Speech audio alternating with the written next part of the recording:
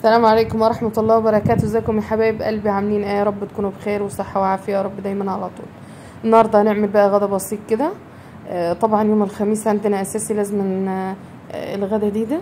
طبعا الفيديو ده المفروض كان هينزل امبارح، بس ما قدرتش نزلته اللي هو النهارده، يعني يوم الجمعة.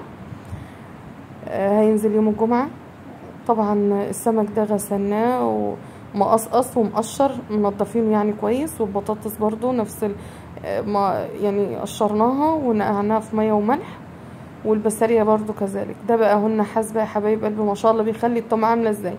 التومة دي عبارة عن فلفل وتوم وليمون وملح بس. وهنا بقى اللي هو بدأنا بالبطاطس الأول، وبعد كده البدنجان ده كنا مخرطينه ورشين على ملح وحشناه توم.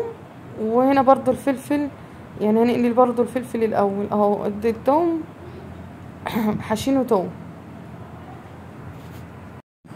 وبعد كده هنعمل اللي هو هنقلي السمك، يعني قلينا الحاجات التانية اللي هي ما تبهدلش الزيت الاول زي البطاطس والبدنجان والفلفل، يعني حاجة حاجة.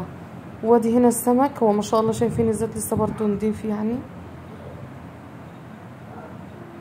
طبعا انتوا عارفين السمك ده بيتلف في الدقيق وبنقليه، والمشوي بيتلف في الردة.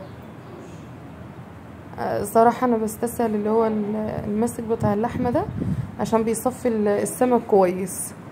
احنا بقى كنا بدأنا نقلي في البسارية زي ما انتوا شايفينها كده، بنعملها برضو بنلفها في الدقيق وبنحاول نشيلها واحدة واحدة كده عشان تبقى متساوية، يعني اللي هو ما تتكسرش ولا تبقى ملوية ولا حاجة.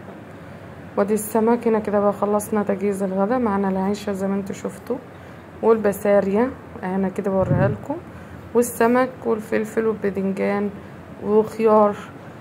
طبعا تعالوا اتفضلوا معانا بألف هنا يا رب للي اكل، وبتمنى لكم ما تنساش اللايك والاشتراك. مع السلامة.